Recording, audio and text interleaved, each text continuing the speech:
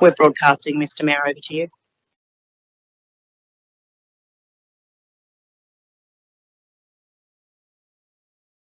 When you're ready, Mr Mayor.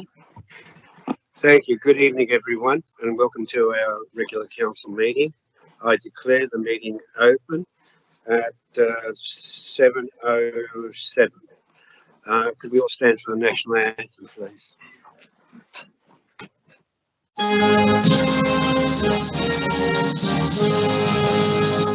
Australians, all let us rejoice, for we are one and free.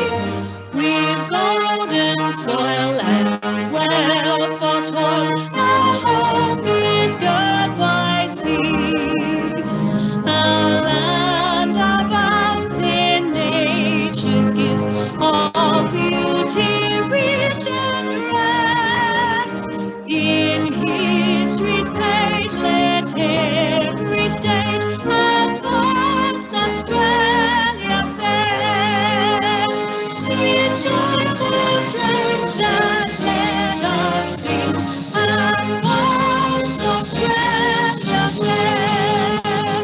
Beneath the radiance of the cross, we'll toil with hearts and hands to make this commonwealth of ours renowned of all the lands. For those who've come across the seas with boundless plains to share, with courage let us all combine to advance Australia fair. In joyful strains that let us sing, advance Australia fair.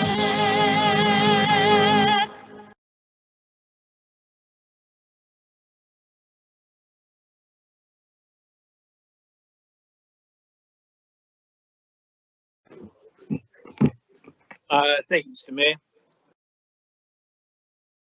Councillors, over the last few days, many of us have spent time with our local community, recognising the sacrifices made by those who in many cases have given their lives for their country in war zones throughout the world over the last century and a bit.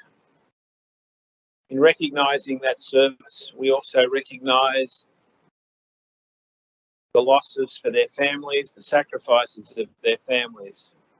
We don't just recognise those who fought over 100 years ago at Anzac Cove, we also recognise all those who in various war zones throughout the world, even to the current day, have represented our country so proudly, and without their service, we would not be the nation we are today.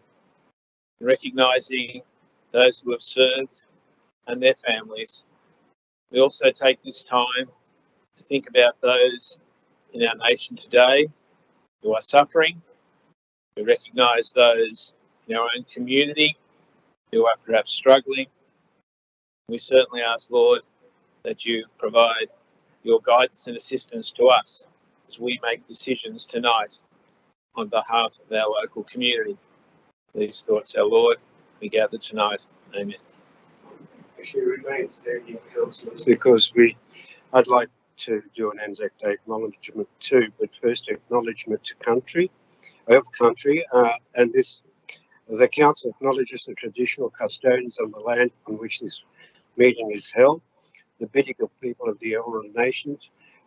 We pay our respects to their elders, current, past, present, and emerging. I'd also like, as an extension of the words that Councillor Green said in his prayer, I'd like to propose an Anzac Day acknowledgement. The council acknowledges the brave Australians who have served and those who have died as a result of war. They went with songs to the battle. They were young, straight of limb, true of eye, Steady and aglow, they were staunch to their end against odds uncounted. They fell with their faces to the foe. They shall grow not old, as we that are left grow old. Age shall not weary them, nor the years condemn. At the going down of the sun and in the morning, we will remember them. We will remember them. Lest we forget. Lest we forget. Thank you, councillors. Yes. Sorry? Yes, I'm happy to do that. Thank you.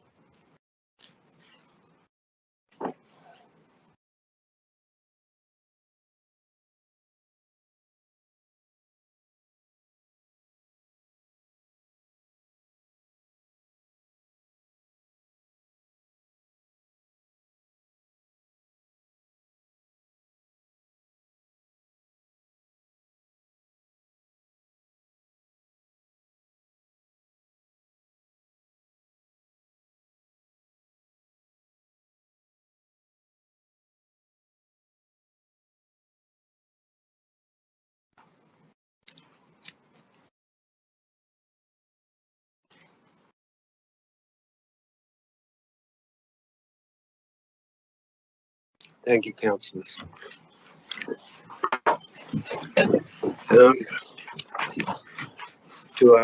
It doesn't look like we have any apologies. No. Okay, so we will go to just notice of webcasting, which is staff and public are reminded that this meeting is being recorded for minute-taking purposes and is also being webcast live on the council website. This recording will be made available on council's website. The order of business is as shown in the agenda. Code of meeting practice, council's code of meeting practice prohibits the electronic recording of meetings without express permission. We've got some disclosures of interest here. Councillor Peter Marnie on item QWN 019-22. It's a non-significant, non-pecuniary. He is a member of Friends of Glenlee and Oatley Flora and Fauna. Councillor Warren Tegg, CCL 027-22, report of the Environment and Planning Committee. And his house is across the road from Moore Reserve, which is mentioned in this policy, non-significant, non-pecuniary. Okay, have we got any other conflicts of interest? Yep. Sorry. There's one from Councillor Jamieson. It's not on my paper anyway. Councillor Jamieson declared a non-significant, non-pecuniary interest in item QWN 019-22, request for funding, for the reason she is a member of Friends of Glenlee, and it's a non-significant, non-pecuniary disclosure. Any more that some people want to add? Okay, and now we'll go on to public participation on items on the agenda. There are 2 speakers registered for tonight's meeting. I would remind, sorry about that. I thought I turned it off. Okay, speakers have 3 minutes. I would remind the speakers that speakers have 3-minute time limits. Speakers are subject to the provisions of Council's Code of Conduct when addressing the meeting. The first sound you hear indicates that you have 1 minute remaining. At the second sound, please conclude your comments. The first person to address us is Norman Elias on report number NM 039-22, deferral of draft Mortdale Town Centre and Beverly Hills Town Centre master plans. Mr. Elias, you're here in person. Would you like to come up to the microphone and address us? Thank you. Thank you, Mr. Mayor, councillors and council staff. As a resident of Mortdale, I'm here in opposition to the deferral of the draft Mortdale Town Centre and Beverly Hills Town Centre master plans. Mortdale Master Plan cannot be deferred until after the planning proposal PP 2020/001 for the Mortdale RSL site at 1925 Macquarie Place and 4858 Pitt Street, Mortdale is decided upon approved as it falls within the Mortdale local centre. By allowing the plan proposed to amend the Georges River LEP 2021 prior to the master plan draft being progressed will set the precedents for the remainder of Mortdale Town Centre to be built to the same heights as Mortdale RSL proposal to B4 mixed use, increasing the building heights from no height and 12 metres to 45 metres. This is most definitely not in keeping with the current Mortdale village feel. In the meeting of Georges River Local Planning Panel on Thursday, 4 March 2021, relating to the Mortdale RSL planning proposal, it was found that the planning proposal lacks site-specific merit, as stated on pages 10 and 11 of that proposal. And it goes on to say, the proposed development controls that seek to increase the maximum building height from no height and 12 metres to 45 metres, equivalent to 12 stories, increase density from 1.5 to 1 to 1 to 3.5 to 1, are out of context and would result in significant adverse impacts on the adjoining residential properties, including overshadowing and visual impacts. The report goes on to say it will set a precedent for other B2 local centres to request a B4 mixed-use zoning, leading to commercial centres hierarchy issues. The proposal does not provide adequate consideration of public domain, traffic and parking issues. The proposed development demonstrates a poor response to the context of the subject site and its locality due to the proposed built form and scale. The excessive bulk and scale of the proposed development is not justified on this site. The proposed development remains significantly out of context with any existing of approved development within the adjoining Mortdale local centre. The Mortdale RSL current planning proposal must be withdrawn until the outcome of the Mortdale local centre master plan draft and its proposed amendments has been finalised by Council and its planning department. It appears that the Council has been silent on this issue and contradicts Council's own community engagement policy, which in part states, when undertaking community engagement, Georges River Council is committed to making decisions in the best interest of the community, being open and transparent, respecting the views of the community, being accessible to all members of the community. We have not heard much from Council on this, and a lot of it seems to be behind the scenes. In your principles, effective community engagement is built on openness, transparency, trust and respect. We're not seeing much of that at all from Council. And the engagement framework, this spectrum encompasses 5 key concepts for engaging with the public: inform, consult, involve, collaborate and empower. We're not seeing that on this master plan or the Mortdale RSL and its proponents. Thank you, Mr. Elias. Mr. Matthew Pappas is going to address this on the same matter, deferral of the draft Mortdale Town Centre and Beverly Hills Town Centre Master Plan. Mr. Pappas, yeah, please come to the microphone. Point of order, Mr. Mayor. Sorry, yeah. Mr. Mayor, it's got Mr. David Martin up there on the screen. Mr. Pappas. That's me. I think that I'll disregard what's been given to me. Okay. Thank you for pointing that out, Mr. Councillor. Okay. Mr. David Martin, thank you. Okay, my name is, good evening, my name is David Martin and I've been a resident on Railway Parade for 39 years. Now I'm firmly against the Mortdale Master Plan in its current format. There are many reasons why this plan should not proceed and needs to be adjusted. This will be discussed at our community meeting tomorrow.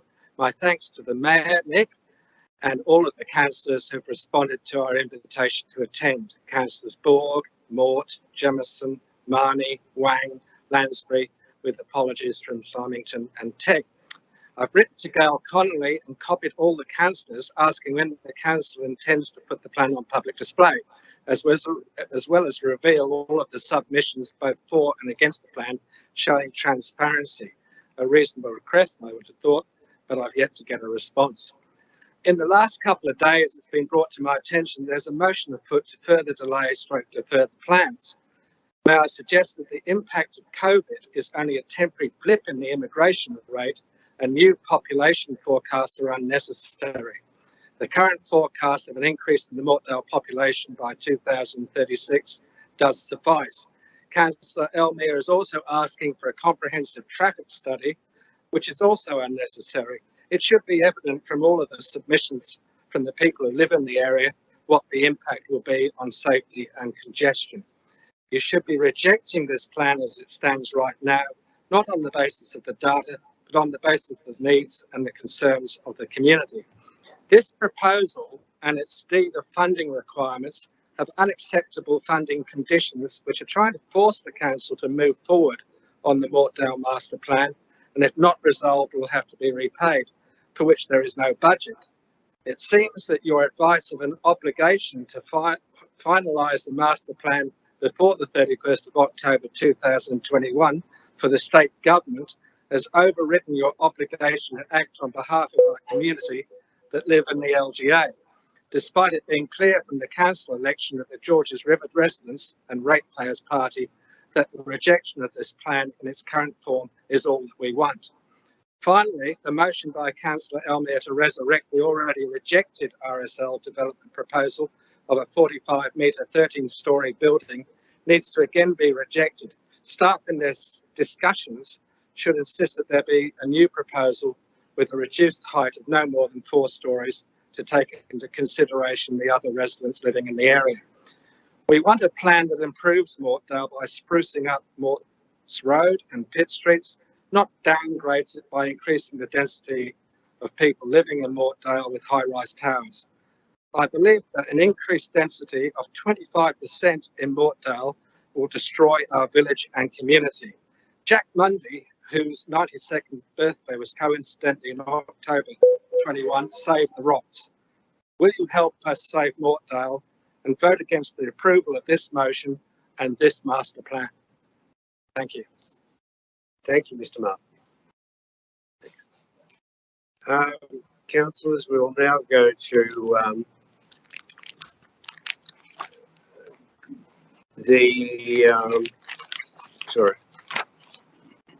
a confirmation of minutes of the previous meeting, and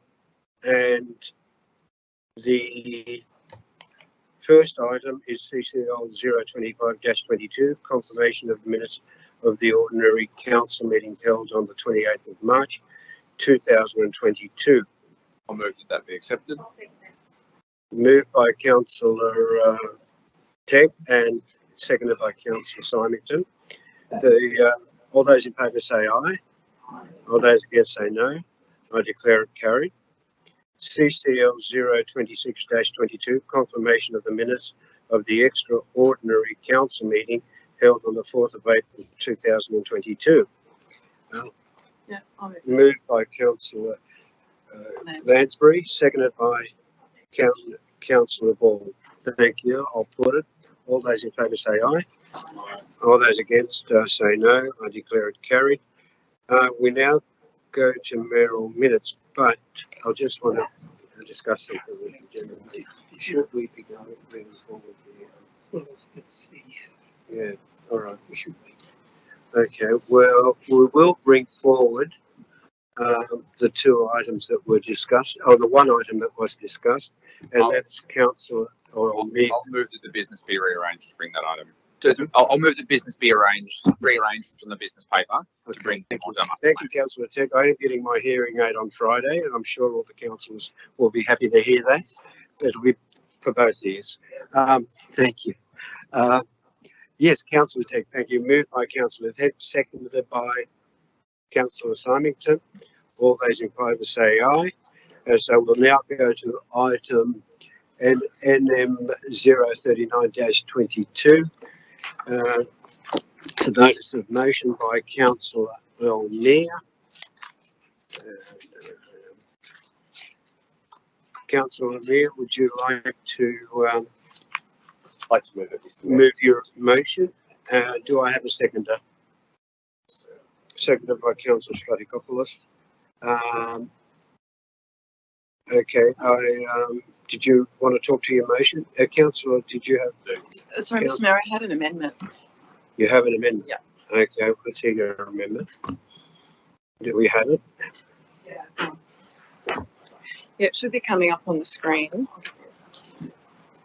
Okay.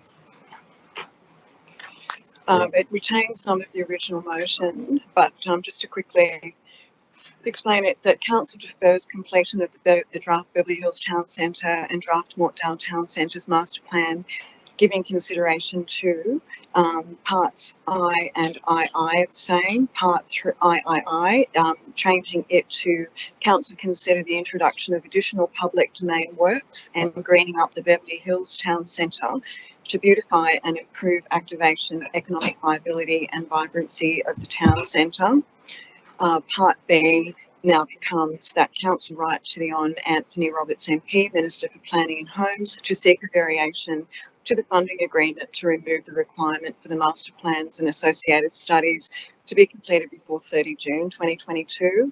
Part C, that any planning proposals for the Mortdale or Beverly Hills town centres received before the adoption of both Mortdale Local Centre Master Plan and Beverly Hills Town Centre Master Plan be considered on a case-by-case basis, having regard to their individual impacts and taking into account issues raised by the community in relation to the draft master plans.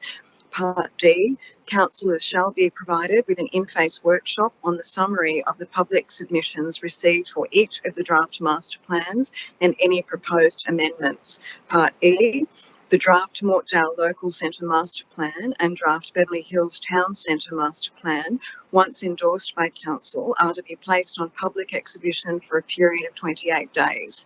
Part F, council conduct in-face community consultation for both the Beverly Hills and Mortdale master plans during the exhibition period of the draft plans, as well as including the provision of the one-on-one personal telephone and meeting services by council's town planners for community members who wish to discuss any aspects of the draft plans until such time as finalised master plans are reported to council. Councillor Mayor, do you accept these amendments? Just a couple of questions, Mr. Mayor. Okay. I just want to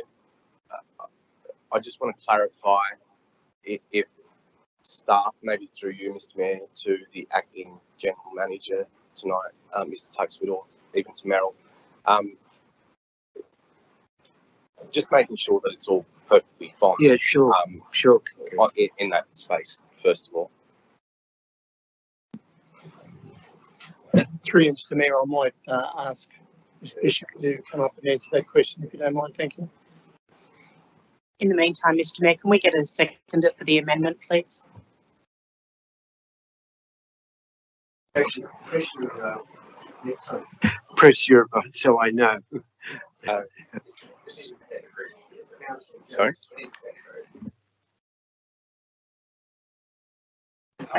Second. Now on councillors, I won't take a raise of hands. I'll take a press of the button. Whoever presses the button first will get the call. Okay, thank you. But this time it's Councillor James.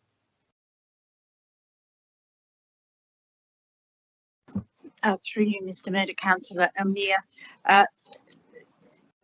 Just in relation to the next step in the process for council staff is to talk with the councillors, do a workshop with the councillors in relation to both the master plans. So that is the next. Once we do that workshop, depending on the feedback we get at that workshop, there will be reports that will be prepared for the Environment and Planning Committee, and then council to consider the direction in relation to where those master plans go to.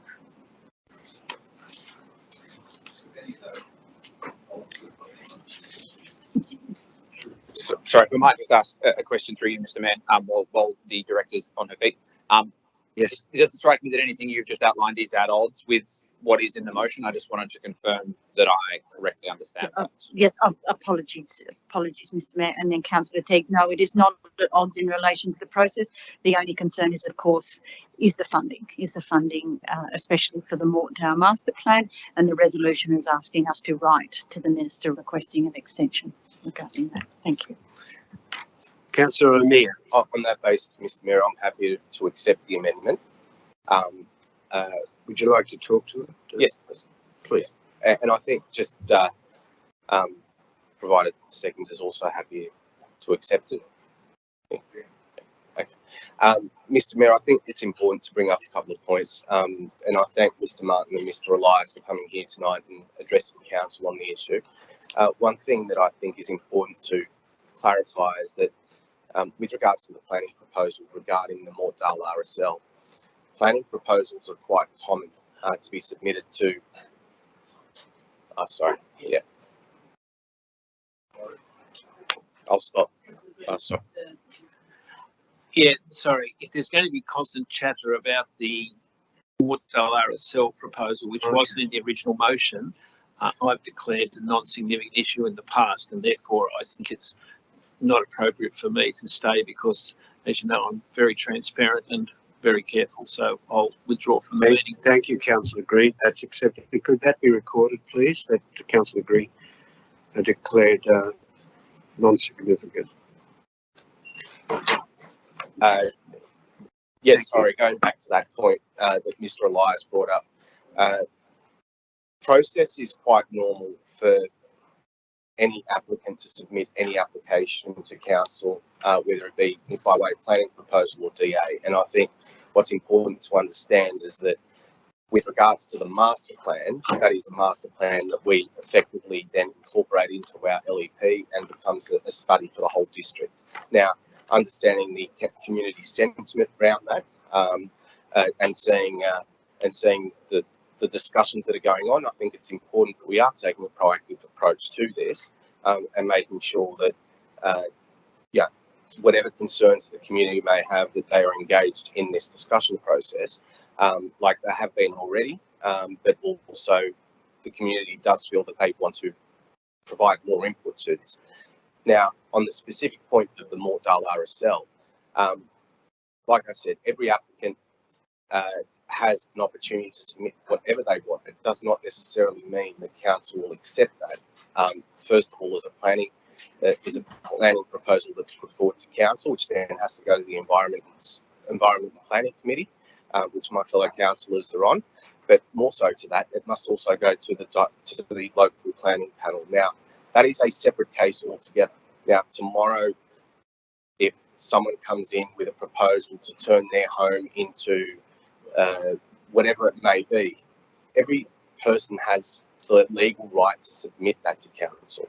It does not necessarily mean that that would be accepted. So I think whatever is being put forward, understanding that the RSL has put together something in the past and has put it forward. I've never been on an Environment and Planning Committee in the past. I'm keeping up to speed with all that, but my good councillors, my colleague councillors that are on that committee obviously consider those things when they make the recommendation or adopt a motion, and then it goes to a full council meeting.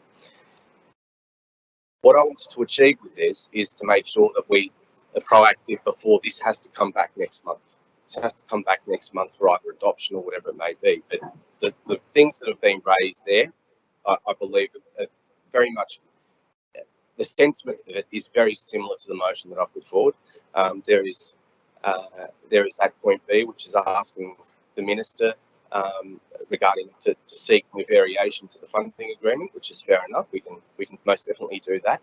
But overall, I think most councillors would agree that the only one point that I did sort of not completely comprehend as well as just why Beverly Hills Town Centre in terms of introduction of additional public domain and greening up Beverly Hills, but not including Mortdale, because I understand the council is doing quite a bit of work in that town centre at the moment. It would have been nice to see more greenery and to possibly get some more greenery so that we can continue with that village atmosphere that so many residents love about Mortdale. But that's a very small thing, and I'm not sure if councillors would be open to it. But I think it's important to include Mortdale Town Centre. But if Councillor Lansbury puts a reasoning behind that gives us a full understanding as to why, then just happy to move forward with that. Mr. Mayor. Thank you, Councillor Mayor. This second, I'd like to talk to the subject matter. Would you like to talk to it? Yeah, would you like to address the council? Yeah. Sorry? Oh, sorry, Councillor Strelakopoulos, would you like to? Okay. Mr Mayor, may I speak to it, given that I moved the amendment? Is that okay? Yeah, thank you. Thanks, Mr Mayor. And I do want to thank Councillor Elmere for bringing this to us tonight. We have actually been discussing this for quite some time within the Environment and Planning Committee. I'm currently the chair of the Environment and Planning Committee, and I have a great interest in it as well. I had actually discussed with the director, Ms Bishop, on many occasions about how we can move forward with this. I'm listening to our speakers tonight, I think, and as Councillor Elmere reiterated then, we don't want to get too hung up on the planning proposal from Mortdale. I think we need to put that to the side. From my perspective, we need to provide some certainty to the communities of Beverly Hills and Mortdale about the draft master plans that went out there, and we are being pressured by the state government with a timeline to adopt. I think it's really important that we have another opportunity to put them out for exhibition, hence the parts, I think the key parts of this amendment, gentlemen, would be parts D, E and F, which is councillors are going to be provided with a workshop on these two separate plans to discuss the submissions that were made by the community, and also to with a view to putting them back out on exhibition if they're amended to an extent that would require that. Now, from my perspective and my conversations with other councillors, I'm quite confident that there's going to be enough amendments done to these plans to require them to go out on exhibition again, which will then give the community another opportunity to engage in face this time, not how we've had to do things under the circumstances of COVID for the last couple of years, which has been very restrictive on community consultation. As councillors, I don't feel that we've had that level of engagement with the consultants that prepared these plans, because we had to do it online as well. But I think it's really important that we go back out to the community, and in the words of the great PJK, we've got to bring the people with us. These are communities that people have chosen to live in. Mortdale, for example, for its village atmosphere, Beverly Hills for different reasons. For people in Beverly Hills, they've had several generations of families that have stayed in there because they want to stay there in Beverly Hills. They don't want the character of their home to change. They accept a certain amount of urban revitalisation, but we're not talking about from my perspective, compulsory acquisition, which was being discussed in Beverly Hills, for example. That to me has to be off the table. I think that most of the councillors that I've spoken to agree with that. I recall being briefed by one of the consultants where they referred to compulsory acquisition as displacement of private landholders, which to me is a really impersonal, clinical way to describe taking someone's home of 30 or 40 years that they may have built themselves to make way for a road. I think that's a terrible way, and we should never be encouraging that sort of practice.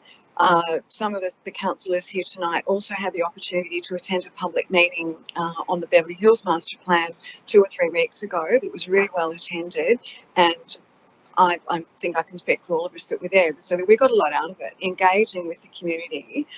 Again, hearing their views directly rather than just in an email or in a submission, which is, again, a little bit separate from hearing someone's views and their personal stories that they built their house brick by brick and all the rest of it, providing an opportunity for these plans to go out again, amended, which I'm as I said, quietly confident they will be amended to be much more palatable to what the community will accept, more in keeping with what the community feedback was in Beverly Hills, whether it was 2 years ago, 2 or 3 years ago, I think. Same with Mortdale. The community is willing to accept some of the revitalisation proposed, but not all of it. And we have to be really mindful of that. And again, please don't get too hung up on the planning proposals. As Councillor Elmere said, somebody can submit a planning proposal and it has to be assessed on its merits or lack thereof. It's really a separate issue. What this seeks to do is to have a planning that sort of signals to anybody who might be planning to submit one going forward that they have to take into account some of the issues that are raised by the community, which is to downscale a bit. None of these 10-storey elements, and even, if you want to refer to it more specifically in Mortdale, 8 stories, people feel that is too much. I'm inclined to agree with them. I think we need to have more of a consultative process for us as councillors to hear directly from the community. We had the opportunity at Beverly Hills a couple of weeks ago. We've got the opportunity tomorrow night at Mortdale, which I'm looking forward to, and we can work together. We need to work together to get the right outcome for everybody. So I would encourage everybody sitting around in this chamber to support this particular amendment that Councillor Amir has kindly accepted, which I'm pleased, because I think this is actually going to take us to a better place and bring the community with us, instead of us just imposing something on them that they feel that they've been excluded from. Thank you. Thank you. I'll take an address that's against the motion. No one's against it. Okay, I'll take just one more. Thank you, Mr. Mayor. I'd like to move an amendment. Let's see what only very minor. I'd like to change that, just because it's the sort of person. I'd like to change both references in the motion that say "in face" to "in person," because I think that's a phrase that people will be much more familiar with. And I'd also, and Councillor Amir alluded to, as a councillor for Mortdale Ward, I would very much like to see public domain works, greening, beautification, improved activation, economic vibrancy, viability in the Mortdale Town Centre, because those are all things we want there. You know, it's a town centre that I've been visiting since I was born.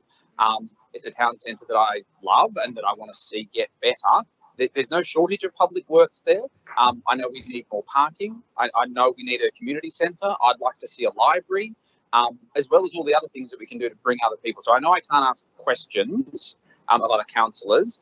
So I thought I'd move an amendment to give Councillor Lansbury a chance to just speak on it, to explain why Mortdale's been left out, only because it strikes me as being something that we'd all be interested in here. Certainly Mortdale Ward councillors in delivering to that town centre. So if I might, Mr. Mayor, I'll move those as an amendment. I just checked with Councillor Amir. Are you happy with that amendment? Are you happy to accept that amendment?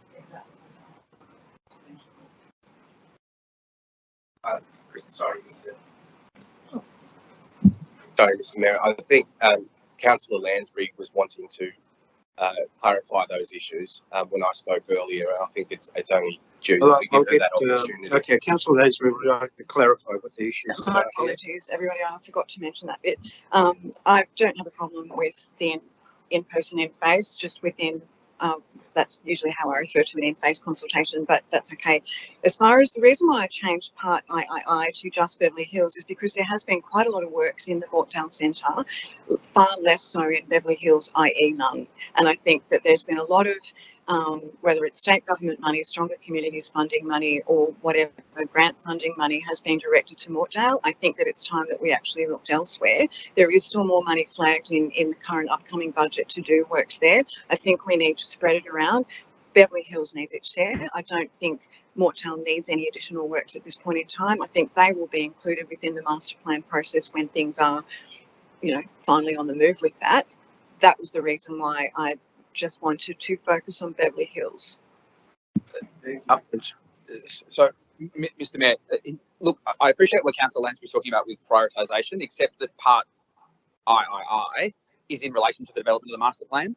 And so if we are developing a master plan, I would like those things in it. Whether they get built now or built in 10 years' time, I wouldn't want us to build that. And again, only because it's specifically in the context of the development of it's part III underneath. The council defers the draft of these two master plans in order to give consideration to. And so as a councillor for Mortdale, I couldn't support a motion that didn't include Mortdale, those things to be considered in context of the Mortdale Master Plan, accepting that Mortdale, thanks to its fantastic local councillors, has had an overabundance of investment in recent years. So as a result, I'm just going to insist on the amendment simply because I couldn't vote for something that didn't mention it. So I fully accept the point you are making about the prioritisation of when those are rolled out. As I said, that's just my position on the amendment. So I'll also put it. I'm not speaking any further, Mr. Mayor. Thank you. I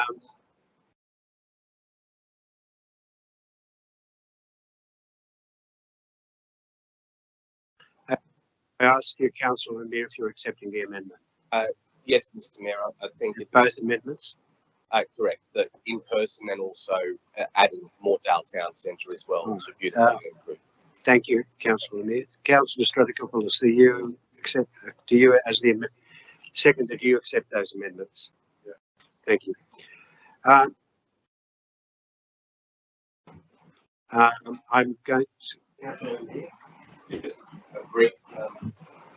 Just a brief right of reply, Mr. Mayor, and taking on board everything the councillors have mentioned in the past, and just to reiterate on one single point, which is I think really important. And this is a journey. This is a journey. It's not an us versus them scenario. It's a journey for everyone. It's a journey for the residents, for the ratepayers, for everyone that lives in and around Mortdale and Beverly Hills. A journey for the councillors, a journey for the council staff to hear that feedback and to make sure that we are all working towards a common goal of trying to make our centre better and more livable, and whatever we can do to help that'd be great. Thank you, Mr. Mayor. Thank you, Councillor Mayor. Councillor Borg, did you have some issue? Yeah, just couldn't think of the motion. Okay, no worries. Thank you. I won't take any more in support. I think there's been enough discussion support. If there's someone that wants to address the council against the motion, I'm happy to take that. Otherwise, I will put the motion. And I think, Rob, thought if you could actually go around the question. Thank you, Mr. Mayor. Your vote, please. For. Councillor Borg, Against. Councillor Elmere, For. Councillor Green. Oh, sorry. Councillor Green is out. Councillor Jamieson. For. Councillor Konjawski. For. Thank you. Councillor Lansbury. For. Councillor Liu. For, thank you. Councillor Money. For. Councillor Mort.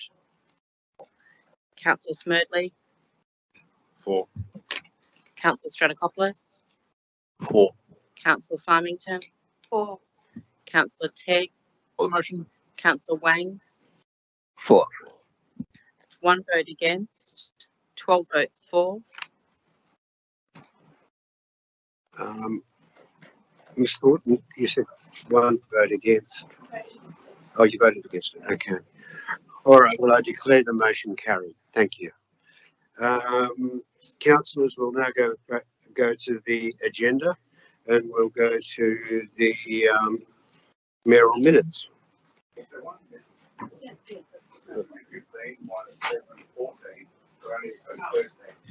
Sorry, it was 13. Sorry, I had misread that out. It was 13 votes. 13, I did say 12, I was incorrect. 13 votes for, 1 vote against, a total of 14 votes. Thank you. Thank you. Okay, councillors, I'll go to my first mayoral minute. Yeah, I think most of you may have gotten this supplementary agenda, but it's okay, I'll read it out. It's the acknowledgement of contributions of community representatives to the Georges River Combined Councils Committee. The Georges River Combined Councils Committee, more commonly known as the Riverkeeper, was formed in 1979 and comprises community representatives and councillors from the 8 local government areas which line this iconic waterway. The Riverkeeper guides best practice management to protect the natural landscape and improve livability along the river, and its activities include rubbish collection and prevention campaigns, research, bush regeneration and water monitoring. Crucial to the success of the Riverkeepers program is the large contingent of volunteer community representatives who have dedicated many years to ensure that the environmental integrity of the river and its surrounds is maintained. I'm proud to announce that at the AGM held on the 31st of March, the Riverkeeper recognised 2 Peak Best Ward residents, Ms. Sharon Cullis and Mr. Kim Wagstave, for their long-standing commitment to its programs over many years, and they are both now acknowledged on the Riverkeepers Honour Board. Incidentally, Ms. Callis was principal of the Georges River Environmental Centre and is secretary to the Georges River Environmental Alliance. Mr. Wagstaff is serving his third term as president of Oakley Flora and Fauna Conservation Society. I congratulate them on their awards and sincerely thank them for their substantial contribution over the years, which have benefited not only our local environment, e.g. the Stream Watch program, which regularly tests the water in both Dairy and Miles Dumpy creeks, but the health of the entire river system. The motion is that Council congratulates Ms. Cullis and Mr. Wagstaff on their awards and writes to both to thank them for their service to the community and preservation of the environment. Seconded by Councillor Mahoney. Green. Green. Councillor Green. Sorry. Okay, thank you. Councillor Mahoney, did you want to talk to this? Mr. Mayor, if I could just mention a disclosure of interest. I'm friends with both residents and have worked alongside them on various environmental projects and issues. Thanks. Thank you. Does anyone want to speak against this motion? Okay, well, I'll pull it. All those in favour say aye. Aye. All those against say no. Okay, it's I declare it carried unanimously. Now, councillors, I do have another minute, which is rather important and which is urgent and must be addressed now. The reason why I say now, because we have to go into confidential, and I'm not going to wait till the end of the meeting to go into confidential because it's a rather urgent matter and it needs to be discussed with all the councillors. In that case, we want the webcam to be turned off. We want the room emptied with the exception of the councillors. And that's where we're going. So Mr. Mayor, you need to read. Is a motion to go into confidential under the relevant, sir. You made the motion to go into confidential under because the matter is being considered in closed session as the information concerns personal matters relating to particular individuals in accordance with Section 10A of the Local Government Act 1993 in New South Wales. It's a confidential meeting which involves a staff member. So you've moved it. Who seconded? Councillor Simon seconded. All those in favour say aye. All those against say no. Okay. Voted in the affirmative and I declare it carried. Could we, one, get... the staff who are online, if you could please leave the meeting and I will confirm for the Mayor when all staff are offline.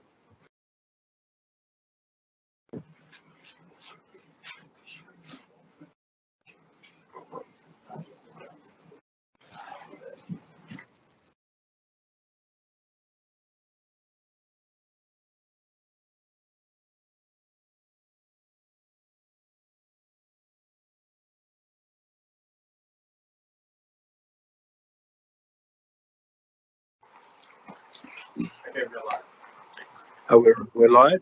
Okay, thank you for that.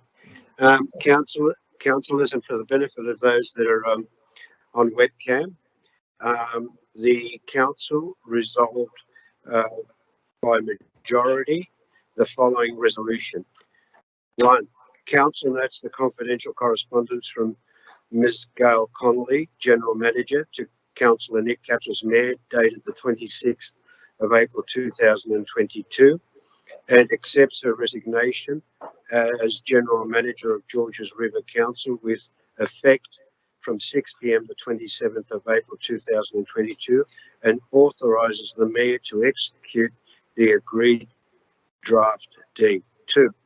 Council conveys its sincere thanks to Ms. Connolly for her service to the local community and council and for leading the organisation during a period of unprecedented challenges which have included the council amalgamation and a historic infrastructure delivery program, and a once in 100-year pandemic.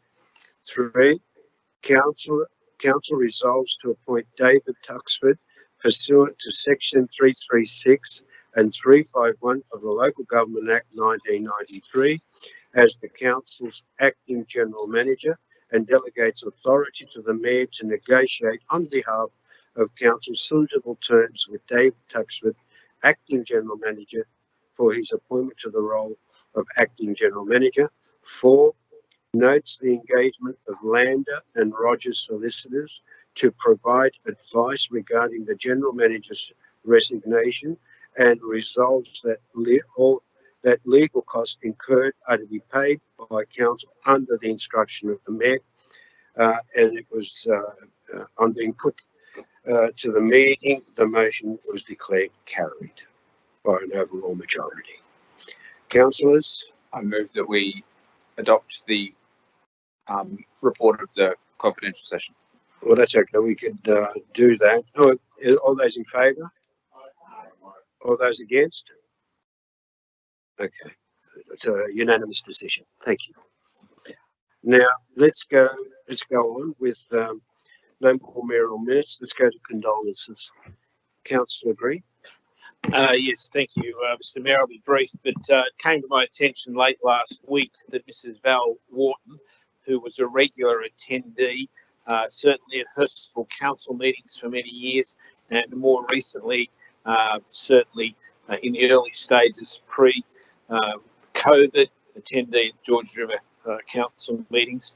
She passed away with her funeral last week. Unfortunately, I was unable to attend because I was advised actually on the day of the funeral. Val, as I say, lived in Beverly Hills for many years.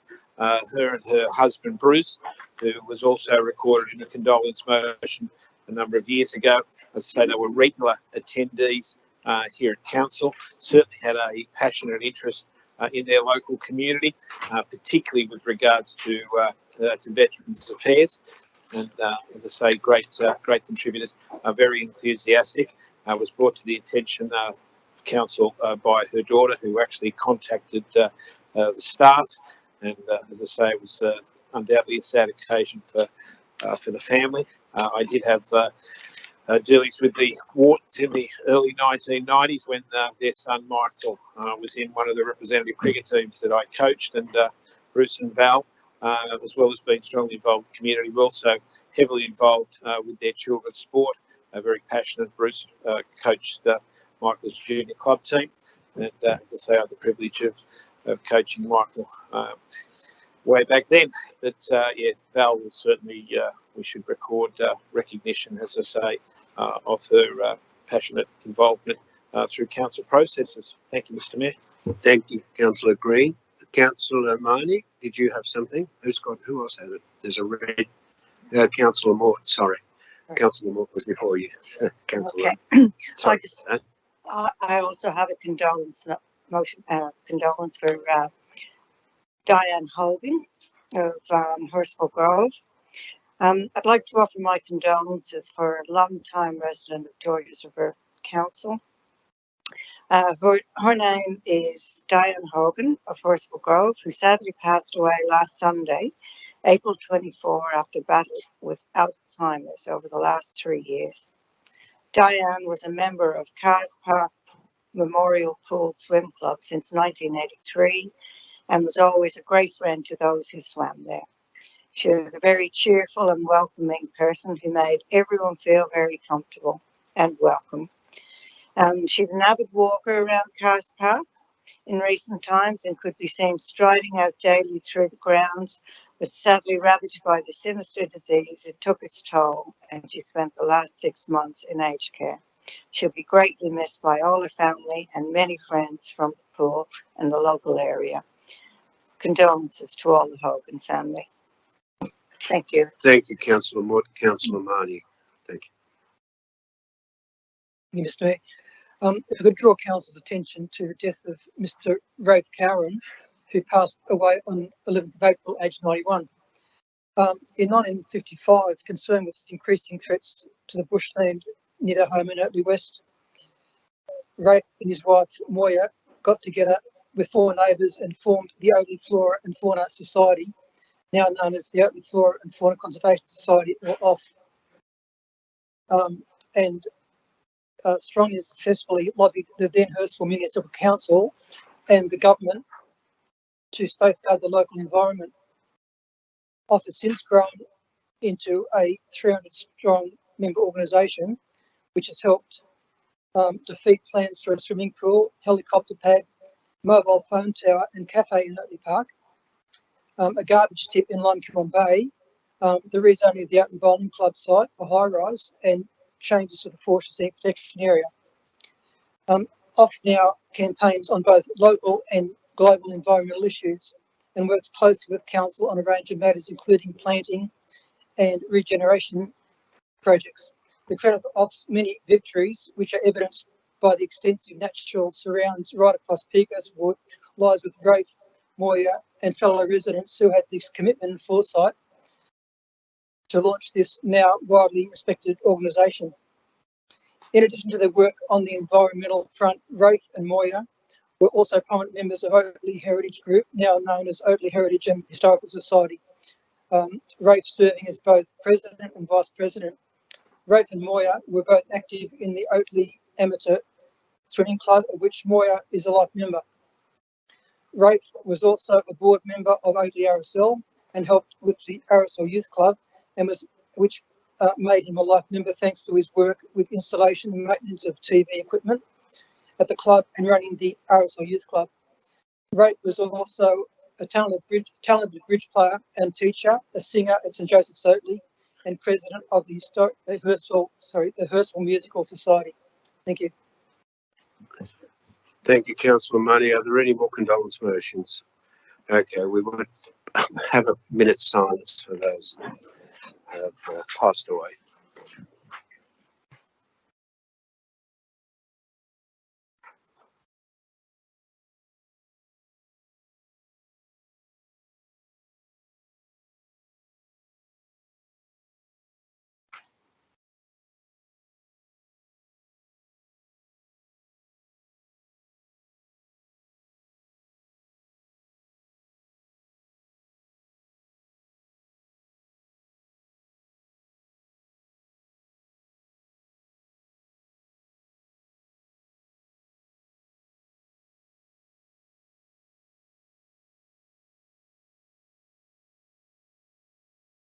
Thank you, councillors.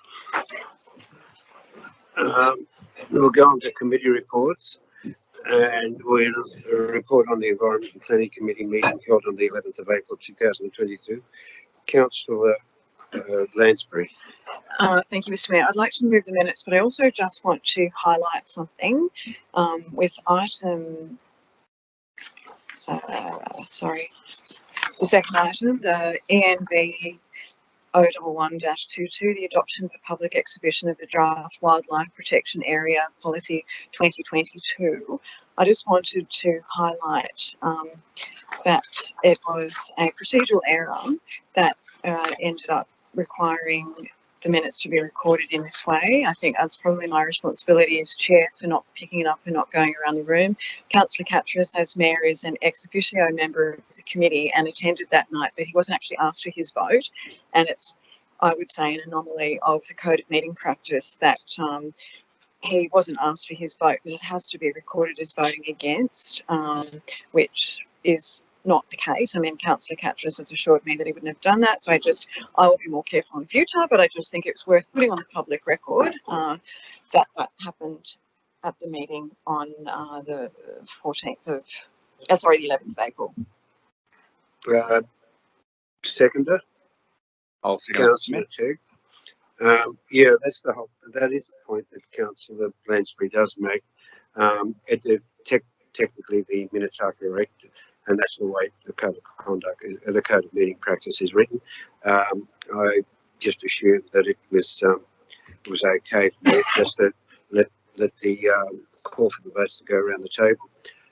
But I fear that that's recorded as a vote against. So it really isn't what I was intending to do, nor was it the same thing in the what do you call it, in the the business and finance one, I was recorded as voting against every item, and I've got to say I'm not that stupid, nor am I such a recalcitrant where I would be voting against simple things like, you know, delegations, etc. It's just the fact that that's the way the code of meeting practice deals with not voting.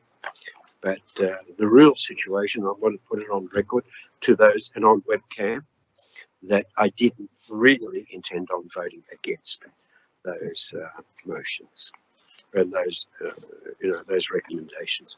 But having said all that, thank you for outlining it, and I'm sure that on the business, and you'll probably outline it to report to the Finance and Governance Committee. Councillor Ball, thank you. Oh yeah, I put that. Sorry. Yes. All right. All those for, all those against. We'll now go to the report of the Finance and Governance Committee meeting held on the 11th of April. Councillor Ball. Thank you, Mr. Mayor. Yes, I'll move the finance paper in full from items FIN 01522 to FIN 01822 as detailed in the agenda, and just also make the point, as you've just highlighted there, that as the minutes record, the Mayor wasn't called for his vote in the Finance and Governance Committee meeting, and thus was recorded against each motion. And so that, you know, was probably an oversight on our behalf, and that is recorded in the minutes that the Mayor's vote was not called for. That is the only reason it's voted for, recorded as against. But I'm happy to move that in full. Yeah, thank you. Look, the situation is that it is reported in there as it happened, so I'm happy for that. Mr. Mayor, if I can just bring to council's attention item FIN 017, which is the appointment of attendees to attend the National General Assembly, actually needs to be pulled out for nominations from councillors. Yes. Okay, I'm happy to move items FIN 015 and FIN 016 and then FIN 018. Thank you. Okay, thank you. All right, well, I'll put that. You've moved it. Do we have a seconder? Councillor Jamieson. Well, I'll put it. All those in favour say aye. All those against say no. Let's declare it carried. Report on of the Assets and Infrastructure Committee meeting. Oh, the one you pulled out. Yeah. Sorry. That's the National Assembly. Now, I'm not sure if I'm going, but I will just put me as tentative down. Is that possible? Sorry? You can attend online. There is an option to attend online, Okay. which is significantly cheaper. And if you were to withdraw at the last minute or not able to attend, it would have a far less impact.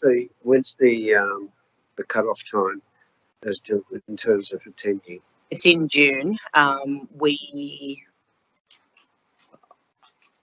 if we just have numbers, we can register a number of councillors, and then if someone's not able to go, we could delegate to an alternate amongst the councillors, if that's agreeable to the councillors. Put me down as well. Yeah. Well, the council has to resolve. So The council has to resolve. Well, I nominate myself. Anybody else? So? I'll move that the Mayor be the voting delegate to represent George River Council during debates on motions presented to the Assembly. Thank you. I'll second that. Seconded. Moved by Councillor Green, seconded by Councillor Symington. Are there any others that want to go? Not as voting delegate. No. No. Okay. Fair enough. Let's. I'll put that then. All those in favour say aye. All those against say no. I declare it carried. Thanks for that. Let's go to the Assets and Infrastructure Committee meeting held on the 11th of Councillor Symington. Thank you, Mr. Mayor. I'd like to move the following two items from the Assets and Infrastructure Committee paper. They're ASS 010-22 and ASS 011-22. Seconded. I'll put it. All those in favour say aye. All those against say no. I declare it carried. The report of the Community Culture Committee meeting held on the 11th of April. Councillor Liu. Thank you, Mr. Mayor. I'm happy to move it as it has been printed on the paper in full from COM 016 to COM 019. 4 items. Thank you. Second, Councillor Konjarski. Yeah, I'll put that. All those in favour say aye. Aye. All those against say no. I declare it carried. Now we've got the Finance and Government. It's Councillor Borg, the draft Community Strategic Plan, draft Delivery Program, draft Operational. Yes, Mr. Mayor, I'm happy to move item CCL 013-22, the draft Community Strategic Plan, draft Delivery Program, draft Operational Plan, and draft Resourcing Strategy as per the recommendation. Thank you. Seconder. Seconder. Councillor Green. I'll put that. All those in favour say no. Say yes.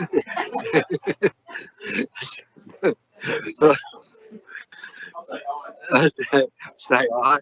And all those not in favour say no. Okay. I declare it carried. Sorry about that. Instrument of delegation, item CCL 032-22, instrument delegation of the Mayor. Yeah.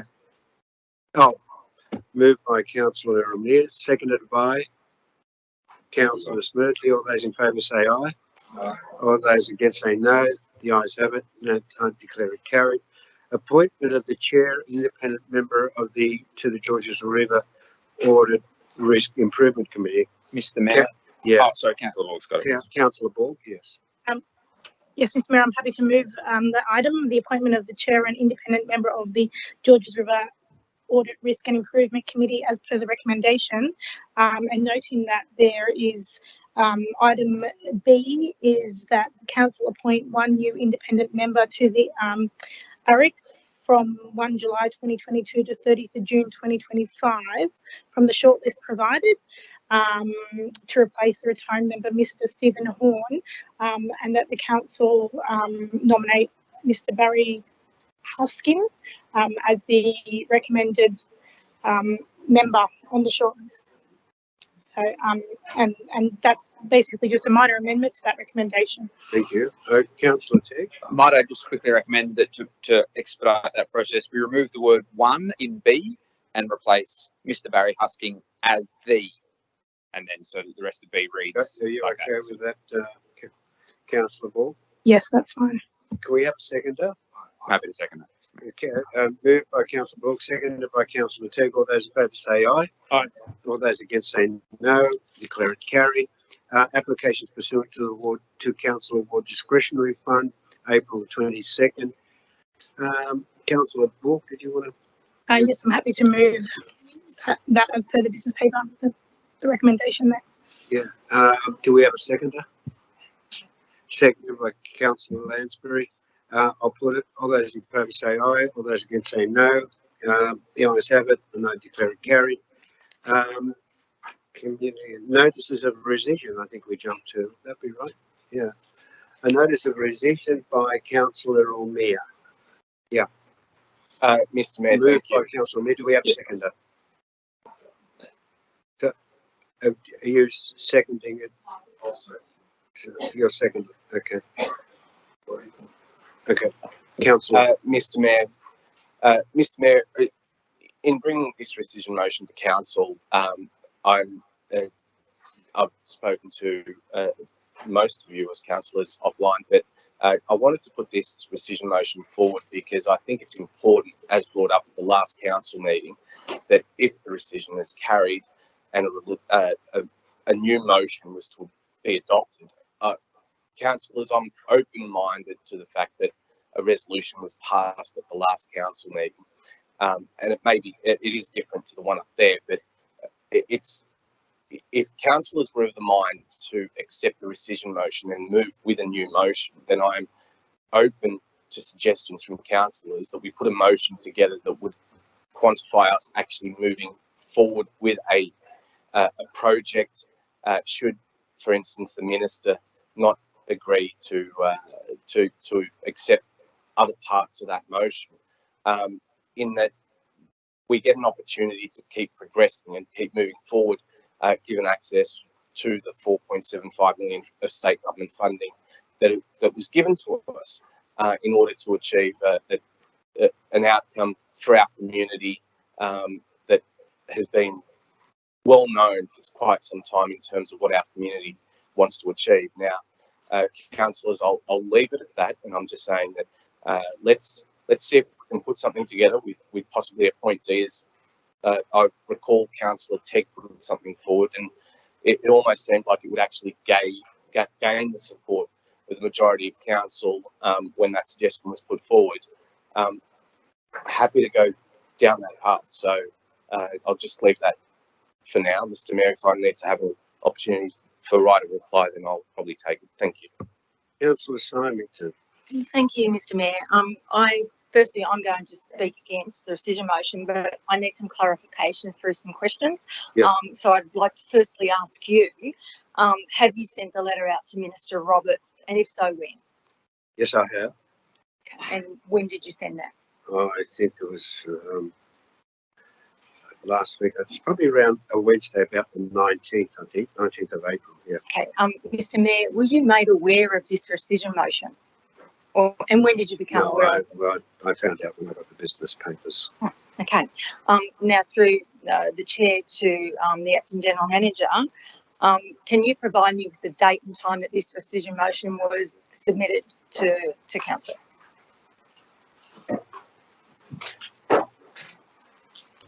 Through you, Mr. Mayor, I might have to ask for the assistance of two staff members. I'll go to Miss. You got.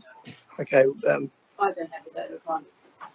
Miss Thornton will be able to give us the date, and then we can go to Miss Weatherly for the other part of the question. Okay.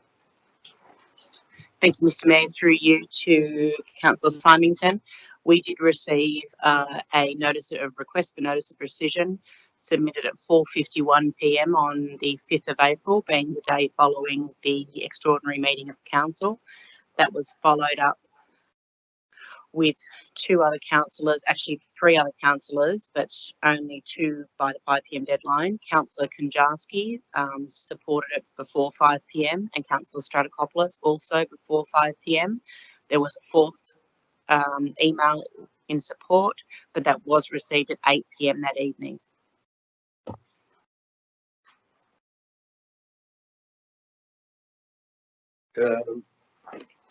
Miss Weatherly. There was a second question. What was the second part of the question hasn't been asked yet.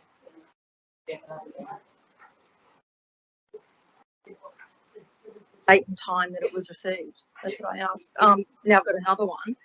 Is it normal practice for the mayor not to be advised of a rescission motion when in part B of the resolution he actually had to provide an action, which is write a letter to the minister? So my question is, why was the mayor not advised of this rescission motion, seeing as he had to perform an action? So could someone answer that, please?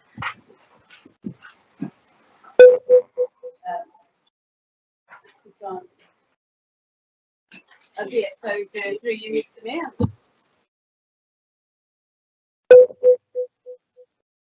Yeah, that's because I don't do this very often. I apologise, councillors. Normally I'm up the back. So in response to that, the council, all council notices of motion, whether that they are a rescission motion or a motion when they are first lodged, are confidential and are not deemed a motion or a rescission motion for the consideration of council until the business papers are published. That's when they appear. In terms of the mayor acting on the council resolution, that was quite proper. The only time when council does not act on a motion subject to a rescission motion in accordance with council's code of meeting practice is when the notice of rescission is lodged on the same night that the matter is resolved. So if that notice of motion had been lodged during the meeting, which is quite possible and does happen from time to time, then no one would act on the decision. But when it's lodged after the meeting, then we act on the motion, with the exception of development matters which don't get considered by council anymore. Yeah, okay. So I'm going to speak against the decision motion now. I still think the mayor should have been informed. That's my opinion only. Councillors, I don't support this decision motion. And that probably doesn't come as a surprise to anyone in this room. I want to give a refresh why I feel so strongly about it. It's about fairness and equity and supporting our businesses in our CBDs who struggled enormously through COVID and the pandemic, hanging on by their very teeth, having to change their business plans, and then also hanging over their head that they're actually going to lose essential parking in the Palm Court area. The most impacted people are the shopkeepers, and taking away the majority of the Palm Court car park will be to their detriment.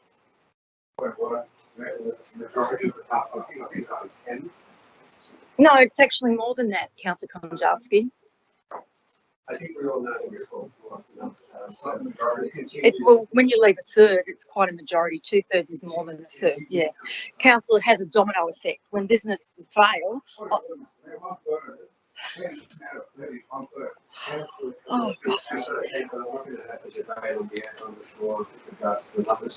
when businesses fail and ultimately close, it means that people lose their jobs. And as I've stated previously, on a conservative calculation, if it's used between 8 a.m. and 6 p.m. daily, that means if there's over an hour and there's 30 minutes of usage, that's 620 people that use that car parking area a day. That's a lot of people. And in my opinion, council should not be taking away that car parking. It's neither fair nor it's equitable. Coincidentally, last week I was part of a forum which was stated by a highly qualified professional that we need high turnover parking in our CBDs, and we're taking this away. It's a lifeblood of businesses. So why do we take it away? I'll always advocate for more open green space, but not for a parklet at the expense of existing businesses. I think in the last council term, I voted to keep Todd Park there, which is like huge open green space that other councillors wanted to carve up and decimate. So yeah, I support open green space. I think it's important to make it that the points that Councillor Simonson is making, inferring that councillors wanted to carve it up, is incorrect. And I think all councillors understand that the motion. If we go back to the motion, if we're going to bring up the motion, let's bring up the motion, right, and read it word for word, and just make it clear to everyone that whether the motion actually spoke about carving up Todd Park. So. Thank you, Councillor. Councillor, yeah, I'm happy to take that as a point of clarification, and also a bit more of an emotional burst from Councillor Symington. I'll leave it at that. I don't think anyone needs to apologise to anybody. Okay. Just keep going. Thank you. As you know, there are already other domains that have been identified in the Hurstville precinct where the Palm Court funding can be reallocated. I'm very comfortable waiting for the minister's response, and if any further action is required, then councillors can decide what action can be taken. I don't want to preempt his decision, so when we get that response back, we can deal with it then. Thank you. Nobody tells Robbo what to do. I was a bit remiss. I think Councillor Strathikopoulos was the seconder. Have I got it right? Yeah. Councillor Sarko, did you want to talk to the motion? No, that's fine. Now that's 1 for, 1 against. I'll take another 1 for. No. Oh, Ben. Yeah. Thank you. For or against? Against. Yeah. Can I? Okay. Against. It's your. Oh, good to see you. Councillor Konjarski, are you for? Yeah, well, that goes first. Thank you. Councillor Konjarski. Thank you. I didn't see you through the screen. Oh, that's okay. Thank you, Mr. Mayor. Excuse me. Car parking in Hurstville is abundant, actually. There's plenty of car parking all throughout our town centre. And missing 1/3, not the majority, but 1/3 of the car parking at Palm Court won't do any business any harm. I have my business in Hurstville, and I've had many businesses since, let me think, 2000, no, earlier. Yeah, that's subjective. It depends on the business that you have. What kind of business do you have, Councillor Conjasky? Councillor Somerton, that's not a point of order. Let me finish. I've had many businesses since 1989. My businesses ran because I provided a superior product. Clients and customers didn't have to park out the front because I knew that my product was better than the others. They would travel 500, 600 meters, perhaps even more, and then come back and buy what I was selling. So you don't need to have a car park right out the front. It's irrelevant. That car park turned into a park will actually generate more business for the surrounding businesses, because people are going to buy stuff, sit down, eat it, get up, go buy another can of Coke or something else from the other shop, sit down and eat it, simply because it's there. People, not only the businesses, but everyone from around our entire LGA will come and visit this park. And I know that because it was a park a couple of years ago over the weekend. And I went there every single day just to see how it ran. And there were hundreds of people throughout the day buying stuff, sitting down, eating, having fun with their children. It was spectacular. And Director Weatherly was there, and she can confirm what I'm saying. And not only that park, but when the car parks in front of the CBA were changed to sitting, and I pointed out to Councillor Wang the other day, people were buying stuff, sitting down, talking, playing the Chinese chess. I'm not sure what it's called, I apologise. And spending time with their families. They know what it's all about. Buying stuff from the shops, sitting down and spending time with their families. This car park will bring our community together and not take it away from the businesses. In fact, it will bring more business to the shops in the surrounding area. So disregard the fact that the pub wants parking there for their poker machines. Yes. I'll take that as a point of order, but at this point in time, there's no necessity to apologise, but just refrain from actually casting aspersions on. I apologise. So local businesses. I believe parks over pokies. Thank you. Councillors, I've taken 2 for and 1 against. Do we have against? Yes, through you, Mr. Mayor. Oh, yeah. Thank you, Councillor Wang. So I know Councillor Liu has a business nearby, but not as close as some of the business, closer. They would be most impacted. So you may not like them or whatever, for whatever reason, but they are all legitimate reason in Hurstville area. Yeah. So I spoke to them both before and post the motion. So they were really upset, really stressed before our meeting, but they're really relieved after our, we passed a motion to delay this conversion. So that's the first point I want to make. And the second point I want to make is, so we already agreed to take steps, actions to the minister. And I think if we go in back and forth, keep repeating, I don't see anything. We didn't discuss it at the last meeting. Why are we doing this? It would discredit our chance to winning the minister's support. So I think we should just stop here and move on, really. Open to vote. Thank you. Thank you, Councillor Wang. Councillor Smoothie, are you taking for us? I was not asked Councillor Wang a question. That's okay. No, I just want to know who the businesses are that he keeps bringing up. They've been complaining about this issue. Okay, you can ask a question if you like. Oh. Okay, I'll leave it. Does anybody want to speak for and against? I'll take 1 for and 1 against, but we already have had two for and 2 against. I can put it right in reply. Oh, did you want to? Sorry, I don't think Councillor Wang had the opportunity to answer Councillor Smoothie's question. No, Councillor Wang.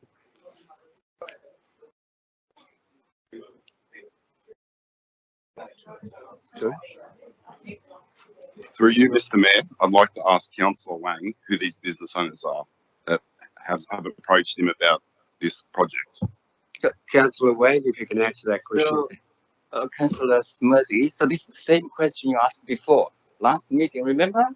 So the same question I gave you, the same answer I gave you. Councillor Wang, would you like to stand? Oh, Please? sorry. I want people to stand when Yeah, they're addressing the So council. you asked the same question. That's what I'm saying. We are just repeating, wasting people's time. The same number of business, 40 business, we have to submit it through you, Mr. Mayor, to Sue Whiteley. So that's the name, number, and everything. It's all there. It's public. There's nothing wrong with hiding. Yeah, you can ask through Mayor. You can ask the director the list of business I spoke to. Look, I don't think we're getting anywhere with this line of questioning. I can send you again. So there's nothing. I'll go to Councillor Marnie. Thank you, Councillor Wang. Mr. Mayor, just a general question. If you have a business in a CBD, shouldn't you be declaring interest? Well, that's up to each person to declare what they want to declare. At the end of the day, it's up to the councillors or whoever to provide a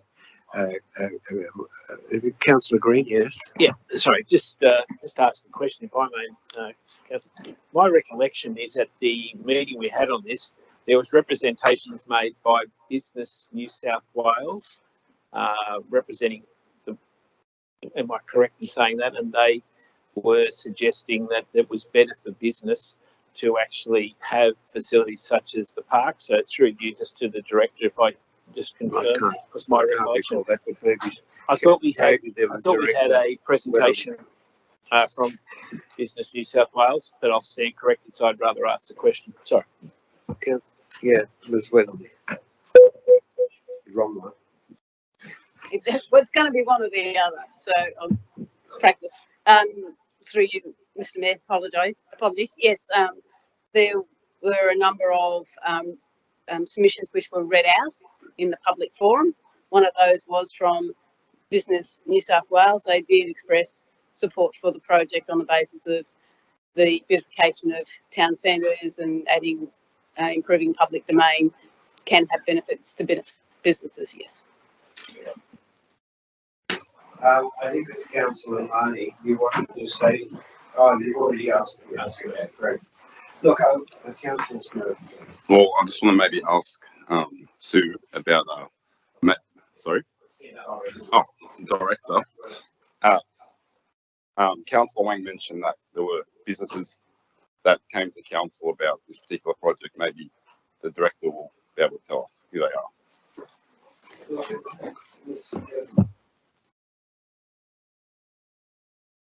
Yes. Yeah, I'm going to put a little note on it. Thank you, Mr. Best. Specifically, our report didn't identify the businesses which had raised concerns. It identified the number of submissions we received during the last round of consultation that the council asked us for. It identified the percentage of those people who were business owners, operators, landowners, and then talked about the level of support for the project. It didn't actually list the businesses. So I have not provided information to council which identify which businesses are opposed to the project. Thank you, Ms. Beverly. Sorry. Question? Sorry, question. Yeah, okay. In which case, can Councillor Wang please supply the businesses?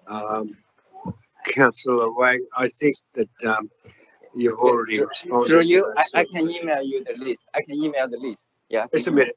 Hold on. Councillor Wang, did you want us to add anything to that? Oh no, I can email the email. Okay. The list I'll take that on board. You can send the email to interested councillors. Yeah. Thank you. I do. Okay. Councillor Symington. Actually, I emailed Director Weatherly a list of 27 businesses when it was requested of me after that first meeting. So 27, okay? Can I respond to that? Yes, Ms. Weatherly. So specifically, the council resolution that led to that request was that I was required to consult with the ward councillors on the businesses to be consulted. Councillor Symington provided me a specific list of businesses to be consulted. It wasn't presented to me as a list of businesses that opposed the project. only that it was a list of businesses to be consulted. And as outlined in my report to council after the consultation, I then went back to the councillors and said, well, perhaps we need a slightly broader area of consultation, which extended the area to about 200 businesses that were consulted through that time. I've not provided the list back to council of individual businesses in terms of their individual views. It is a consolidated response, and that was what was presented back to council. The list I was given was just a list of people to consult, not necessarily a list of people who were opposed to the project. Thank you, Ms. Beverly. And look, I'm satisfied that you've got enough information there with regards to businesses that consulted, businesses that were objected, etc. So now it's time we look at Councillor Mears' right of reply. Thank you, Mr. Mayor. I don't know what the big issue is. As I was explaining earlier, we moved a motion last month. I'm merely suggesting to councillors that if we carry this rescission motion, councillors, let's put a point D in there, because we have $4.75 million from the state government that was given to us with a terms of agreement that we deliver a project. Now, in that it says, the motion says that the mayor writes to the minister and that we look at how we can proceed with revitalisation of Hurstville, extracting the Palm Court aspect of it and all that sort of stuff and whatever. But if it comes back and it says no, we're not agreeing to this, we're leaving our ratepayers out from an opportunity to have $4.75 million invested into our local area, right? That one could potentially increase the opportunity and the vibrancy of Hurstville Town Centre.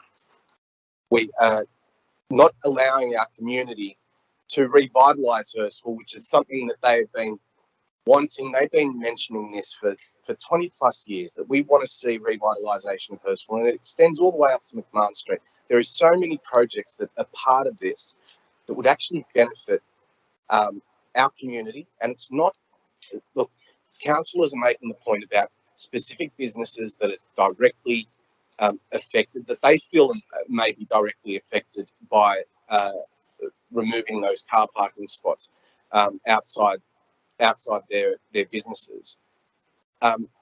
However, what research has shown us, that's quite normal. Like taking something away from someone, people is going to feel, oh, no, I really want to hold on to that, right? But there is another opportunity from this. And councillors, this actually benefits the whole community, right? It's not just those businesses that are directly affected. Now, those businesses would require loading zones. They probably require disabled parking, and all that has been accounted for in the plans that were submitted as a part of the last project architecturals. All those things have been provided for, so it doesn't actually affect running of the businesses or the opportunity for those that might find it difficult to walk a longer distance. The overall net loss is 10 parking spots, right? But the overall benefit far outweighs the loss of those 10 parking spots, and I'm sure that with a greater collaboration amongst us, that we can possibly try and find more parking that would be available to people visiting those businesses in Hurstville. But the net benefit that we get is a town centre that is revitalised. Now, councillors, I will draw your attention to a motion that was, like, it's funny, this sort of popped up in my feed because I was discussing it with someone some time ago. And back in 2020, on the 24th of February, there was a motion of creating more green spaces in Georges River. This is an opportunity to create some of that green space.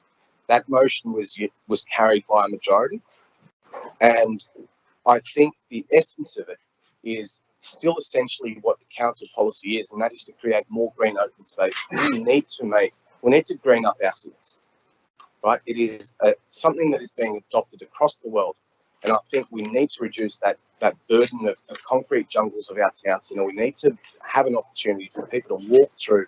Yeah, it affects everything from the climate, the temperatures in our town centres, to the ability for it to become a walkable city, right? Or using it for transport, whether it be bikes or scooters or whatever it might be.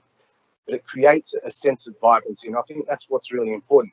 So what I was suggesting is that if you want to leave the motion, which is A, B, and C, from last month there, right, just please add a D that actually talks about if, for instance, this does not proceed, right, the council still look at how they can deliver that project and take advantage of that state government grant of $4.75 million. I'll leave it at that. Thank you, Mr. Mayor. Thank you, Mr. Councillor O'Meara. I will put it. We might have to go around the table on this one. Ms. Thornton, could we do that? Thank you, Mr. Mayor. Your vote, please. Against the rescission. Councillor Ball. Against the rescission. Councillor Elmere. For. Councillor Green. For. Councillor Jamieson. Against. Councillor Konjarski. For. Councillor Lansbury. Against. Councillor Liu. For. Councillor Marnie. Against. Councillor Mort. Against. Councillor Smerdley. For. Councillor Stratocopoulos. For. Councillor Symington. Against. Councillor Tegg. For. Councillor Wang. Against. 7 votes for, 8 votes against. Declare the rescission motion lost. We'll now go to the St George Illawarra Dragons Rugby League and St George District Rugby League Football. Councillor O'Meara. Yeah. Thank you, Mr. Mayor. As the motion reads, I think it's important to acknowledge and thank Mr. Craig Young and the St George Dragons for coming through. Sorry. Mr. Mayor, I'll second that. I'll second this motion. Mr. Mayor, it's up there as it reads, and congratulate the women's St George Dragons team on an outstanding effort against the Eastern Roosters. Yeah, it was yeah, I know, a bit older, but yeah, unfortunately, the Roosters were a better team on the day, and that was played up at Redcliffe, which is now the Dolphins. But anyway, this is a great opportunity, but I am asking the General Manager if they can provide us an update on the grant applications, which have been going back and forth for years now, regarding that amenities block, which is sitting at Todd Park, which is in desperate need of repair, especially during heavy rains, where it's been relayed back to me that unfortunately the water backs up and comes back through the sewer. Like, it stinks down there. But anyway, I'll leave it at that. Thanks, Councillor. Councillor Lansbury. Thanks, Mr. Mayor. I did want to speak to this, but I also had a question to start with, which I can direct to the Acting General Manager or perhaps to Director Latta, if he's still here. I'm curious about Part C of this notice of motion update, calling for an update on the status of the grant application for this project. Can someone please enlighten me? I didn't know that there was a grant application in progress. General Manager. Through you, Mr. Mayor, I would like to call on Mr. Latta if he can answer that question. If he's unable to, I'd have to take that question on notice.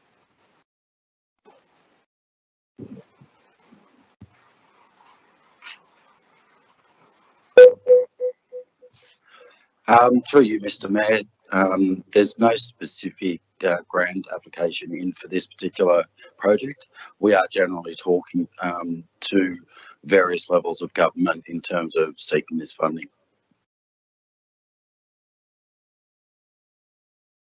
So Lansbury, does that? Thanks, Mr. Mayor. Yes, it does answer my question. I did just want to speak briefly to it, and the sentiment of this is basically to build a new amenities block and upgrade the training field down at Todd Park, which is great. I think that rugby league is one of the codes that has probably been neglected. Cricket's got I would say more than its fair share, and football, as in the round football, soccer, has got a lot of funding directed at upgrading its amenities blocks, fields, etc., synthetic fields.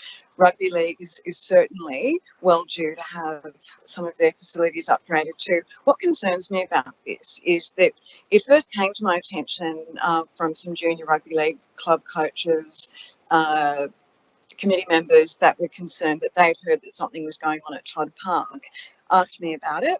As the ward councillor, I knew nothing about it. Yet then we had the presentation from Craig Young here a couple of weeks ago, and he mentioned about a project in the pipeline down at Todd Park for training and for the women, which is great. But again, as the ward councillor and with a very strong interest in Todd Park, I didn't know about it. I've since spoken with Craig on a couple of occasions, and he was quite apologetic. He said, I thought you would have known about it. I've been discussing it with council officers for quite some time, and going back even perhaps a couple of years, which begs the question that if that discussion was going on at the same time as we were commissioning a consultant's report for a potential aquatic facility down at Todd Park, then we may have wasted all of that time and money and effectively almost the last 3 years pursuing something like a possible aquatic facility that really, let's face it, was never going to be built there, because the main game is to get it at Jubilee, which again will never happen because the state government will never find $200 million for that. So what I'm thinking now is, if this was going on in the background whilst we were debating for the last 2 years, almost 2 years about where the location was going to be for a new aquatic facility, why was this even on the agenda? Why was that proposal of an aquatic facility at Todd Park on the agenda when there was a possibility of having a new amenities block and upgraded training fields down at Todd Park? Like, I, for one, would much rather see that there, because I think that's what the community would accept as well. I also have mentioned a couple of times, but I'm going to say it again, when we were dealing with the Cars Park Pool issue in May and June 2020, and I spoke to Coda Gasser, who's the president of Cobra Cougars, whose home ground is Todd Park, and he didn't know that there was any discussions about a pool going on. And I did give him an undertaking at the time that if I managed to knock that off, which I'm still very confident that we will be able to do, that I would do everything I could to ensure that an amenities block was upgraded at their home ground, and if the fields needed upgrading, that they're perfectly entitled to it. It just concerns me that as the ward councillor, that I've been doing this for a really long time, I have never been so out of the loop when there's been a project being discussed at quite significant levels. From what my understanding is now, that it was never brought to me as the ward councillor. I don't want to take away from Councillor Elmir's positive motion, which is to thank Craig Young, and we congratulate the Dragons women's team, all the rest of it. But I think as a council, we need to be more transparent with the councillors that are involved with this. I should not be hearing about it third hand from people who provided me, as it turns out, misinformation because they didn't hear about it firsthand. I would just like to think that if these projects are going to be discussed, that the ward councillors at least would be privy to them. Not people freelancing on the side and having discussions at different levels. And it doesn't have to be we're involved in every discussion, but just bring it to a workshop, mention it casually. When I hark back to the good old days of Cobra, when that happened, if there was the proposal was brought to council, the directors would run it by us and they'd say, hey, councillors, this project has been brought to us, what are your thoughts?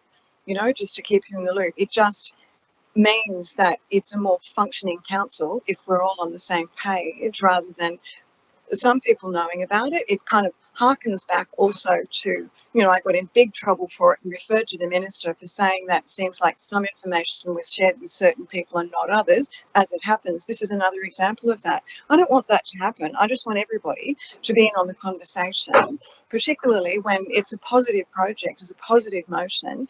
It is concerning to me that I've got to hear about it externally and not from within council.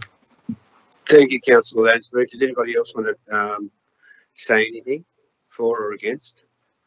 Councillor Mead, did you want your right to reply? Just briefly. Sorry? Well, we may want to say something more, considering what Councillor Lansbury had said. Look, It's just very brief, but in clarifying or bring to the point that the points that Councillor Lansbury made. Yes, by all means, I think it's great to have sort of some knowledge of what's going on in your ward and what's happening across the board in your LGA. Reasons why I would sort of know some information that Councillor Lansbury may not in Lakehurst ward, or vice versa, information that she may know I may not be privy to is.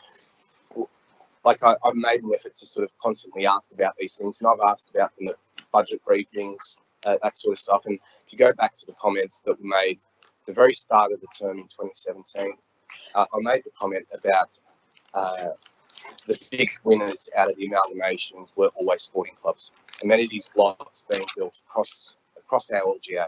I further brought it up again at budget briefings thereafter, asking about when the other amenities blocks are going to be delivered. And then we also had a project at one stage during our last term that we had capital works projects in our ward that we can allocate funds to really necessary projects that we wanted to see delivered. And back then, myself, Councillor Lansbury, Councillor Grekus would sit down, we'd do a tour of our ward and sort of talk about certain aspects of our ward that we'd like to see delivered, capital works that we'd like to see delivered. Now, another one is also the amenities block up at the Green.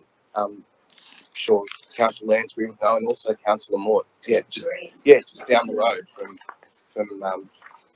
on Kyle Parade. Yeah, that's an amenities block that is in desperate need of fixing it up as well. And I think whatever we do to advocate for funding to come through from either state or federal government to build those amenities blocks and renew them, then that's great, because at the end of the day, that saves our ratepayers from having to pay for these projects into the future. Thank you. Thank you, Councillor Mick. I'll put it. All those in favour of this recommendation? Sorry. What was that? Aye. Okay, say aye. All those against say no. I declare it carried. We now go to the next notice of motion by Councillor Symington, potential technology trial pothole identification. Councillor Symington. Thank you, Mr. Mayor. I move my motion as read. Have you got a seconder? Councillor Smirton. Okay, thank you. Councillors, this technology has the potential to speed up the repair of thousands of potholes throughout our local government area. It will be able to detect the depth, severity and type of problem as council vehicles traverse every inch of our local government area. This technology could stop a minor issue from escalating to a much bigger repair issue, as they will be able to be caught early. That's the major thing here. The data can be uploaded each day, locations will be identified, and the issues triaged, with the most dangerous problems being addressed first. Also, if road surface problems keep happening in the same area, it has the potential to identify underlying issues there. In the 6-week period from the 22nd of February to the 1st of April this year, Council received 283 requests to fix potholes. Now, that was during the torrential rain, and normally the average in a month is 80, so that was quite a significant increase. If council was already utilising this technology, we may be better placed to deal with the impact of these unique weather conditions. It's currently used in Canberra, it's used in Victoria, it's used in Queensland, to name a few other locations. And I've even read that some councils use e-bike footpath scanning to audit their footpaths, but that's another nom for another day. Council will be able to respond to issues as they occur, or in some instances before, because our roads will be audited on a daily basis. Monitoring and maintaining our roads is a mammoth task, and using this technology will save council time and money, plus ultimately make our roads safer for the public. That's a win-win situation. So I hope you support this motion. Thank you. Thank you, Councillor Symington. Councillor Smirton, did you want to speak for? Is there anyone against this motion? If not, I'll put it. Sorry, are you against it? Does anyone have on record what the pothole information line is? Is it 1300, 200 or 700? Because that's the phone number I think anyone should should be calling if they come across a pothole. Like, I'll call them up tonight about the one across the bridge in Hurstville. I'm saying I think that's a state government hotline which immediately notifies, because then they'll distribute the request, whether it's a state government road or a local government road, and therefore get the relevant contractors to fix up the pothole as soon as possible. Thank you, Councillor Mayor. Thank you. I'll put it. All those in favour say aye. Others against say no. I declare it carried. Now we're going to the natural disaster recognition of SES volunteers and council. Councillor Tegg, do I have a seconder? Councillor Jamieson. Thank you, Mr. Mayor. Look, I'd like to move the motion standing in my name. I think it's pretty self-explanatory. They did a fantastic job. Our wonderful SES volunteers, as well as council staff, and obviously our emergency services workers more broadly. I'd like to thank the director, who's got me some statistics, and he highlights that there was 2,670 volunteer hours delivered through our 2 SES units between the 22nd of February and the 22nd and the 20th of April in dealing with the storm and flooding disasters that we had in our area. Now, there were plenty of people who were very severely affected. I had a running waterfall coming down my backyard, and we managed to keep all the water on the right side of the house, and that's outside it. But plenty of other people weren't nearly as lucky in our community, and obviously many much worse. So I just wanted to make sure that council acknowledge the fantastic work they do. I know a number of SES volunteers were in touch with me, asking for council trailers and other equipment that they could use to move around things to get to the sites. And they got back to me that whenever I forwarded on their requests to staff, that they were met, that those were fulfilled really quickly. So, well, we do need to highlight the volunteer work that our SES volunteers did. I know there were plenty of council staff who were putting in long hours to make sure that our community was looked after in their time of need. So I want to make sure that they will acknowledged, Mr. Mayor. Thank you, Councillor Tegg. Councillor Jamieson, did you want to speak to this? Just quickly, I think, yes, that's fair enough. They've done a lot of great, we've got a lot of great people around this area, and I think they need to be congratulated for what they've done. So I doubt if we're going to have anyone speaking against it, so I'll put it. All those in favour say aye. All those against say no. I declare it carried. The next one was the deferral of Mortal Masma, which we've already done. And the last item is the question notice from Council Money. I'll take any further questions if you have, or just let it go. Okay. Councillors, thank you very much, and thank you for attending this meeting, and I bid you all good night. I close the meeting at 10:40. Thank you.